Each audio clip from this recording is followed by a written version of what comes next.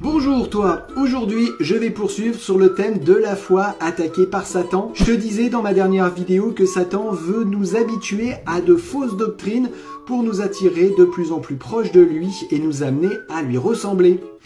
Comment s'y prend-il? Voyons l'exemple d'Adam et d'Ève dans le jardin d'Éden.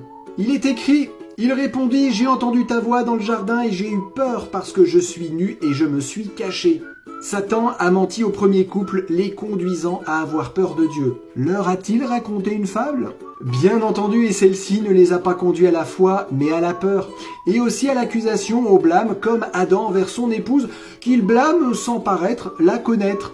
L'homme répondit, la femme que tu as mise auprès de moi m'a donné de l'arbre et j'en ai mangé. Adam devint une âme enflée, inconsciente et désobéissante, donc non juste, contrairement à celui, le juste, qui vit par la foi et l'obéissance qui en découle.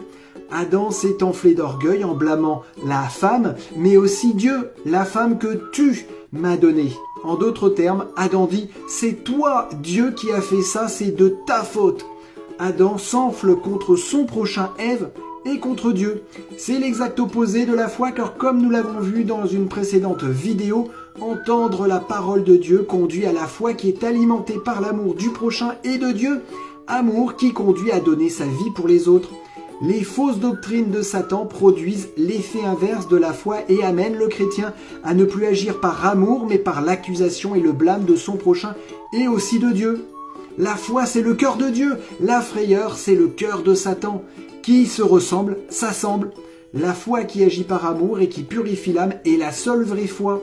La foi qui ne produit pas de fruits, qui ne révèle pas la ressemblance à Christ, est une fausse foi. La foi qui ne pousse pas à suivre l'exemple de Christ est une fausse foi. La foi qui ne pousse pas à obéir à Dieu et à ses commandements, les 10, est une fausse foi.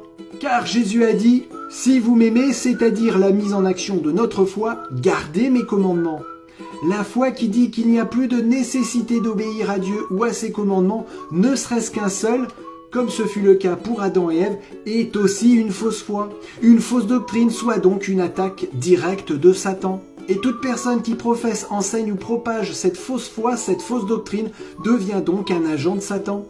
Toute personne qui appelle à la désobéissance à Dieu ou à ne pas obéir à ses 10 commandements est donc sous l'influence d'une fausse foi, d'une fausse doctrine mise en place par Satan pour tromper le chrétien, comme il le fit jadis avec Adam et Ève. Satan, par ses fables et ses séductions, a réussi à attirer à lui et à les faire lui ressembler Adam et Ève qui étaient parfaits et ne connaissaient pas le péché. Combien plus il lui est facile de nous attirer à lui. Comment se manifestent ces séductions? C'est ce que nous verrons dans une prochaine vidéo. D'ici là, je te dis à bientôt et que Dieu te bénisse abondamment.